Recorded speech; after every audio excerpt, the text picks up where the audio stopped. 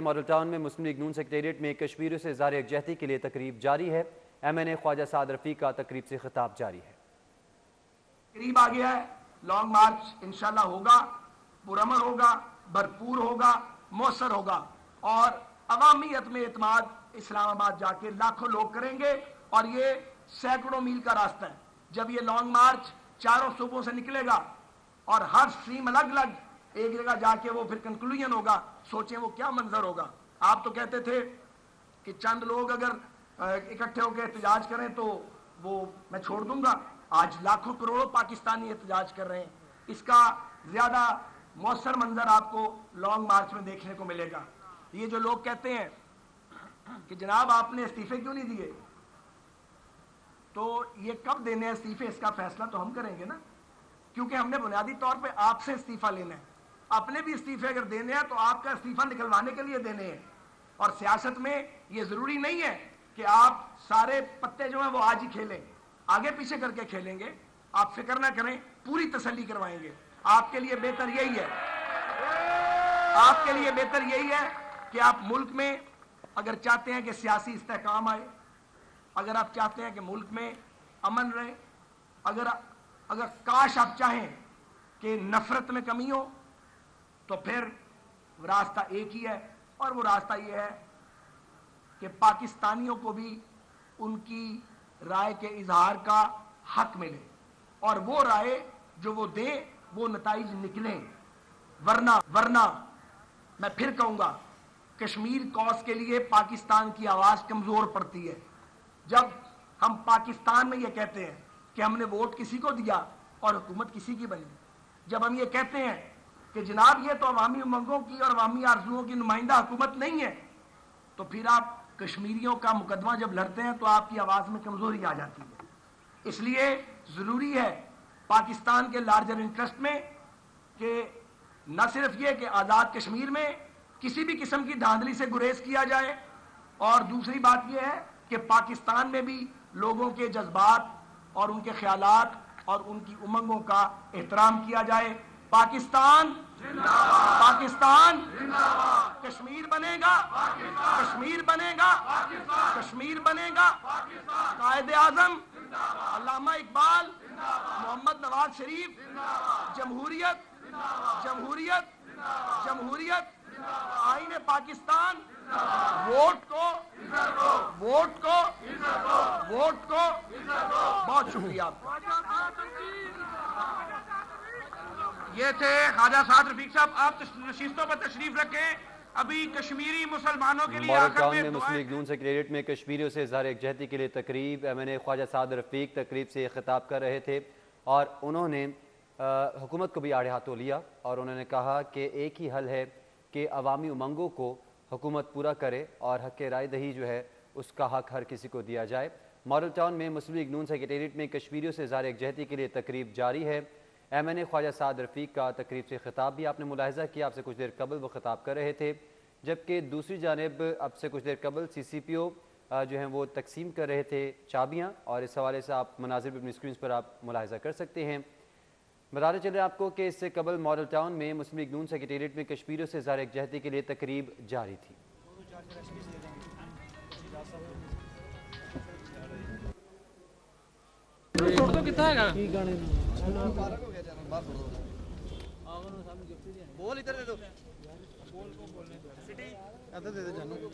यार हेलो,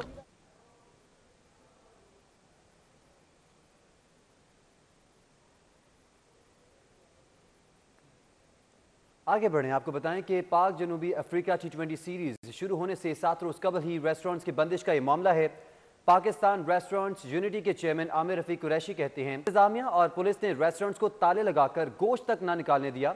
हजारों अफराद का रोजगार अलग मुतासर हुआ है, ये भी एक परेशानी की बात है। पाक जनूबी अफ्रीका T20 सीरीज शुरू होने से 7 रोज कबल ही रेस्टोरेंट्स की बंदिश का ये मामला है।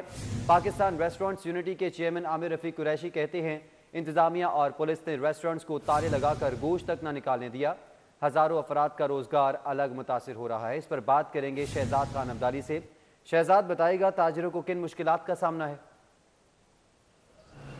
जी बिल्कुल, पाकिस्तान और जनूबी अफ्रीका की T20 सीरीज़ शुरू होने से कबल ही 7 रोज़ कबल ही जो कज़ाफ़ी स्टेडियम के अतराफ़ जितने भी रेस्टोरेंट्स हैं वो बंद कर दिए गए और इसके अलावा जो डाइनिंग है वो लाहौर समेत पाकिस्तान भर के जितने भी रेस्टोरेंट्स हैं उनके अंदर बंद की गई है। इस हवाले से पाकिस्तान रेस्टोरेंट यूनिटी के चेयरमैन आमिर रफ़ीक कुरैशी ने प्रेस कॉन्फ्रेंस की और इस हवाले से ये मुतालबा किया कि जो अंदर डाइनिंग की फैसिलिटी है उसको बहाल किया जाए और इसके अलावा जो कज़ाफ़ी स्टेडियम के अतराफ़ रेस्टोरेंट बंद किए गए वो ज़्यादती की गई। इस वक्त आमिर रफ़ीक कुरैशी हमारे साथ मौजूद हैं, उनसे बात करते हैं। आमिर भाई फरमाइएगा, आपने मुतालबा किया कि डाइनिंग जो है वो खोले वरना सोमवार से हम लोग सड़कों पर होंगे। बिल्कुल ऐसे ही जी। अस्सलाम वालेकुम जी, थैंक यू वेरी मच जी। अगेन मैं आपसे कहता हूँ कि आपके चैनल्स के तवज्जुह से और सपोर्ट से हमारी आवाज़ उन अदारों उन ईवानों तक पहुँचती है जिनके कान हमारी आवाज़ को सुनते नहीं हैं। इसमें मसला ये है कि ये कदाफ़ी स्टेडियम में देखें इंटरनेशनल स्पोर्ट्स है, क्रिकेट है, हम चाहते हैं ये आए, लेकिन ये किस लिए कर रहे हैं कि ताकि पाकिस्तान की आवाम इंटरटेन होए। तो हमारा ये कहना है कि जो रेस्टोरेंट की आवाम है जो वो है, हम पाकिस्तानी शहरी नहीं है, हम इस मुल्क में नहीं रहते, अगर उनको इंटरटेन कर रहे हैं तो इधर नुकसान हमें पहुँचा रहे हैं। तो ये जो मुवाजना है ना, ये सही नहीं है, ये इंसाफ नहीं है। अच्छा, आपने जिक्र किया कि डाइनिंग बंद होने की वजह से 50% के करीब मुल्क भर में रेस्टोरेंट बंद है, उससे लॉस कितना हो रहा है? देखिए पाकिस्तान में मैं बेशुमार दफ़ा बता चुका हूँ पहले कि पाकिस्तान में मोर देन 50% रेस्टोरेंट के पास आउटडोर फैसिलिटी मौजूद ही नहीं है।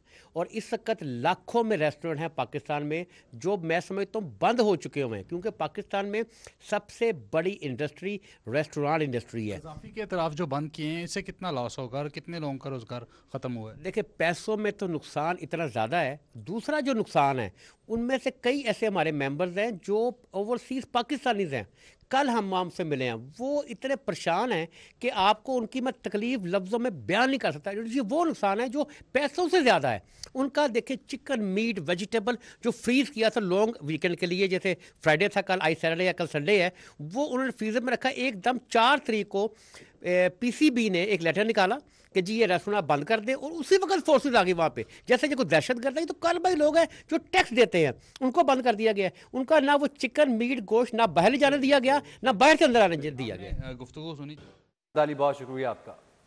सरोबा गार्डन में घर की छत जमी बोस हो गई। मलबे से 30 साला नाजिया और 8 साला बच्ची को जिंदा निकाल लिया गया, रेस्क्यू ज़राए की जानिब से बताया जा रहा है, जबकि मजीद 2 बच्चों का मलबे तले दबे होने का खदशा है। ऑपरेशन इस हवाले से जारी है। रेस्क्यू जख्मी 30 साला नाजिया 8 साला बच्ची को जनरल अस्पताल मुंतकिल कर दिया गया है, रेस्क्यू ज़राए की जानिब से बताया गया है। खबरें और भी हैं, शामिल करेंगे एक ब्रेक के बाद। बुलेटिन में खबरों के सिलसिले को आगे बढ़ाएं और आपको बताएं कि पंजाब हुकूमत के लोकल एक्ट 2019 के 111 सेक्शंस यू टर्न पर यू टर्न्स का इंकशाफ हुआ है। बल्दियाती इदारों के इख्तियारात में मुदाखलत के लिए डिस्ट्रिक्ट कोऑर्डिनेशन कमेटीज तश्कील देने का फैसला, जबकि नेबरहुड और विलेज काउंसिल्स के हाउस की तादाद 7 से बढ़ाकर 13 कर दी गई। इस हवाले से आपको अपडेट करें कि पंजाब हुकूमत के लोकल एक्ट 2019 के 111 section you turns per you turns का इंकशाफ हुआ है। बात करेंगे राहुल चार हुसैन से। राहुल चार हुसैन, डिटेल्स दीजिएगा। बिल्कुल जी, पंजाब हुकूमत के बनाए गए लोकल गवर्नमेंट एक्ट 2019 में जो तरामीम की गई हैं उनकी तादाद 111 है और फी 111 शिकों में तरामीम की गई हैं, यानी फी शिक में 1 से लेकर 17 क्लॉजेस तक को तब्दील किया गया है। जो तरामीम सामने आई हैं उसमें तकरीबन हर सेक्शन में ही यू टर्न लिया गया है। सबसे पहले आपको ये बताएं कि जो यू टर्न लिया गया है, डिस्ट्रिक्ट कोऑर्डिनेशन कमेटीज़ तश्कील दी गई हैं नए एक्ट के मुताबिक, और इस एक्ट में जो डिस्ट्रिक्ट कोऑर्डिनेशन कमेटीज़ होंगी उसमें बुनियादी तौर पर वो लोकल गवर्नमेंट के इदारों के इख्तियारात को इस्तेमाल कर सकेंगी। इसका ज़िलाई सतह पर सरबराह जो है वो deputy commissioner Lahore deputy commissioner होगा, जबकि डिवीजनल सतह पर कमिश्नर इसका सरबराह होगा। यानी बल्दियाती इदारों के माली और इंतज़ामी जो मामलात होंगे उसमें बराह रास्त मुदाखलत ब्यूरोक्रेसी कर सकेगी इन तरामीम के बाद। जबकि नेबरहुड और विलेज पंचायत काउंसिल्स के हवाले से भी यू टर्न लिया गया है। उसके मुताबिक जो पहले राहुल चार हुसैन, बहुत शुक्रिया आपका। तहरीक इंसाफ के MPA पर रिश्वत लेने का इल्ज़ाम। एंगोरा टेक्सटाइल लिमिटेड कंपनी ने हुकूमती MPA सरफराज अहमद खोकर के खिलाफ वज़ीर आला पंजाब को खत लिख दिया, जबकि टेक्सटाइल कंपनी के खत में MPA पर 25 लाख रुपए की रकम मांगने का इल्ज़ाम आयद किया गया है। वज़ीर आला पंजाब के अहकामात पर MPA पर लगने वाले इल्ज़ामात पर इंक्वायरी शुरू हो गई है। आपको बताएं कि पाकिस्तान तहरीक इंसाफ के MPA पर रिश्वत लेने का इल्ज़ाम। बात करेंगे अली रामे से। जी अली, इस हवाले से बताइएगा। जी बिल्कुल, ये मुल्तान रोड पर अंगोरा टेक्सटाइल लिमिटेड कंपनी के नाम से एक इंडस्ट्री है। इसकी तरफ से वज़ीर आला पंजाब को ख़त लिखा गया कि उनके एक हुकूमती MPA सरफराज अहमद खोखर उनसे रिश्वत मांग रहे हैं, और ये इल्ज़ाम उनकी तरफ से आयद किया गया। बाकायदा ख़त भी लिखा गया और उस ख़त का वज़ीर आला पंजाब ने बाकायदा नोटिस लिया और महकमा हाउसिंग के हुकाम को इंक्वायरी के लिए बाकायदा एक टास्क दिया है कि वो इस मामले पर इंक्वायरी करें। अब ये जो ख़त लिखा गया है, इस ख़त का मतन जो आप इसमें कहा गया कि सरफराज अहमद खोखर जो हुकूमती MPA हैं उनकी तरफ से रिश्वत इसलिए मांगी जा रही है कि वहाँ पर एक सरकारी नाला है और इंडस्ट्री को अगर वहाँ पे अपना सीवरेज का पानी ड्रेन करना है तो इसके लिए उनको 25 लाख रुपए की लमसम रकम देनी चाहिए, और साथ ही माहाना मंथली 75,000 रुपये की रकम उनके एक एसोसिएट मलक सरफराज MPA के एसोसिएट नूर शाह उसको दी जाए। ये उस कंपनी की तरफ से इल्ज़ाम आयद किया गया, और ख़ास तौर पर यह भी कहा गया कि जो मलक सरफराज की तरफ से ये इल्ज़ाम आयद किया गया है कि इस कंपनी के ऊपर जो मुख्तलिफ लेबॉर्ट्रीज़ हैं उनकी तरफ से एक रिपोर्ट आ चुकी है कि ये इनकी तरफ से निकलने वाला जो पानी सीवरेज का वो जहरीला है और उससे लोगों में बीमारियां जो हैं वो पैदा हो रही हैं। तो इस पर इस लेटर में ये भी लिखा गया कि जो हुकूमती PCSIR की रिपोर्ट है उसके मुताबिक तमाम तर उनकी जो सीवरेज है उसमें कोई ऐसा मादा केमिकल नहीं है जिससे लोगों में बीमारियां पैदा हो, और लिहाजा जो उनका सीवरेज का पानी है वो सरकारी नाले में ड्रेन होने दिया जाए। लेकिन जो मलक सरफराज है, ठीक है, बहुत शुक्रिया। में आपको बताएं कि सरोबा गार्डन में घर की छत जमी बोस हो गई। मलबे से 30 साल नाजिया और 8 साल बच्ची को जिंदा निकाल लिया गया। यह एक अच्छी खबर सुनाई गई है। रेस्क्यू की जानिब से मजीद 2 बच्चों का मलबे तले दबे होने का खदशा है और ऑपरेशन इस हवाले से जारी है। रेस्क्यू जराये की जानिब से बताया जा रहा है जख्मी 30 साल नाजिया और 8 साल बच्ची को जनरल हॉस्पिटल मुंतकिल कर दिया गया है। रेस्क्यू जराये की जानिब से यह बताया जा रहा है सरोबा गार्डन में घर की छत जमी बोस हो गई। मलबे से 30 साल नाजिया और 8 साल बच्ची को जिंदा निकाल लिया गया। रेस्क्यू जराये की जानिब से बताया गया है और मजीद 2 बच्चों का मलबे तले दबे होने का खदशा, ऑपरेशन इस हवाले से जारी है। रेस्क्यू जराये की जानिब से बताया जा रहा है और जख्मी 30 साल नाजिया और 8 साल बच्ची को जनरल हॉस्पिटल मुंतकिल कर दिया गया है, जहां पर उनको तिब्बी इमदाद दी जा रही है और कोशिश की जा रही है कि जख्मों को जल्द से जल्द ट्रीट किया जा सके। सरोबा गार्डन में घर की छत जमी बोस हो गई। मलबे से 30 साल नाजिया और 8 साल बच्ची को जिंदा निकाल लिया गया। रेस्क्यू जराये की जानिब से बताया गया है और मजीद 2 बच्चों का मलबे तले दबे होने का खदशा है। ऑपरेशन इस हवाले से जारी है। रेस्क्यू जराये की जानिब से यह बताया जा रहा है। खबरें और भी हैं, शामिल करेंगे इस ब्रेक के बाद। के बारे में फिर आपको खुशामदीद कहते हैं। आपको बताएं कि शहर में रजिस्टर्ड 1000 सीसी से ऊपर 3 लाख गाड़ियां टोकन टैक्स नादहिंदा हैं। महकमा एक्साइज अगले हफ्ते से अहम शाहराहों पर टोकन टैक्स नादहिंदगान के एक्शन लेने के लिए नाकाबंदी का आगाज करेगी। बात करेंगे अली शाही से। जी अली शाही, क्या डिटेल्स हैं?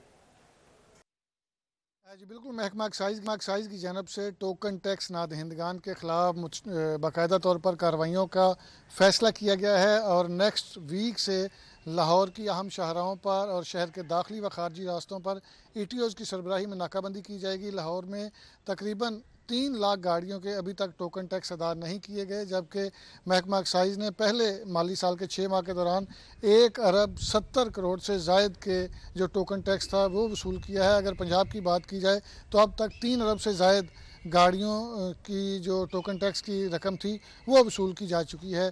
तो 6 माह गुजरने के बाद जिन गाड़ी मालकान की जानब से टोकन टैक्स अदा नहीं किए गए उनके लिए नाकाबंदी की जाएगी और उनके अगर ज़्यादा डिफ़ाल्टर्स होंगे तो गाड़ियां बंद होगी। अगर 1 या 2 साल के उनके चलान पेंडिंग होंगे तो उनकी गाड़ियों के चलान करके कागजात जब्त किए जाएंगे। इसी हवाले से director reason C Rana Kamal Haasan का कहना है कि बुध के रोज़ पहला नाका लाहौर की मुख्तलिफ शाहराहों पर लगाया जाएगा। शहरियों को आगाह भी किया गया है, बार बार उनकी जानब से कहा भी गया है कि टोकन टैक्स बर वक्त अदा करें, लेकिन जिन शहरियों की जानब से टोकन टैक्स अदा नहीं किए गए तो उनकी गाड़ियों के कागजात जो हैं वो पहले अली शुक्रिया आपका।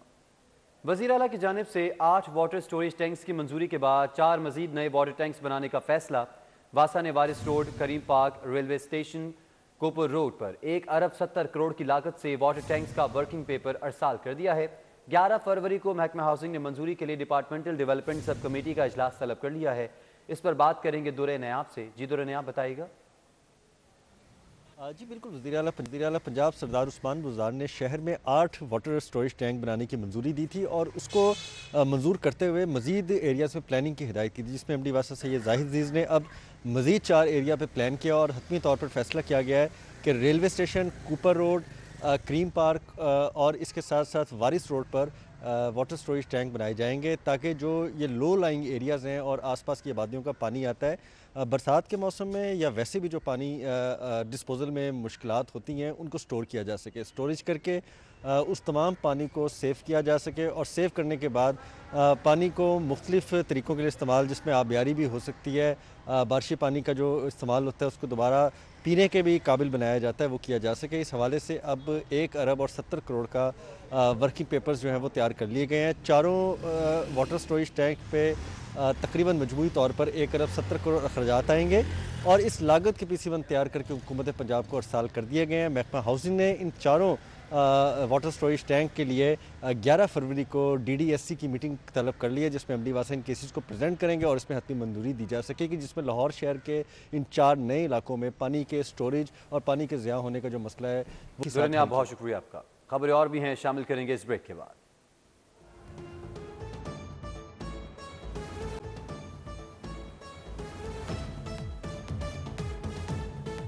नाज़रीन, ब्रेक के बाद वह फिर आपको खुशामदीद कहते हैं। आपको बताएं कि PC होटल में सजे 3 रोज़ा उरूसी फैशन वीक के दूसरे रोज़ भी सिनफ़े नाजुक हसीन अदाओं के साथ अपने जलवे बिखेरती रहीं।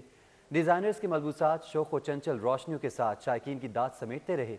कई नामवर अदाकार और अदाकाराएँ भी रैंप पर दुल्हा दुल्हन बने नजर आए। दूसरे रोज़ का अहवाल बता रहे हैं जैन मदनी हुसैनी अपनी रिपोर्ट। ने अरूसी मलबूसात में हल्के रंगों की खास कलेक्शन पेश की तो कुछ ने मखसूस लाल रंग में ही मलबूसात के नित नए अंदाज पेश किए। दूसरे रोज भी डिजाइनर्स के शौक रंगों पर मबनी मलबूसात मॉडल्स ने रैंप पर अपनी अदाओं से नुमाया किए, जिनमें ज्वेलरी को भी फोकियत दी गई। मॉडल तो थी ही, दुल्हे बने ये मॉडल्स इनके जलवे और शो स्टॉपर्स के रूप में आयशा उमर, मावरा हुसैन, सना फखर, अलीजे शाह, युमना जैदी, इजाज असलम, हिरा मानी और इमरान अशरफ। अरूसी मलबूसात के फैशन में 2021 की झलक यानी जिद्दत दिखाई दी, जिसे शायकीन ने खूब पसंद किया।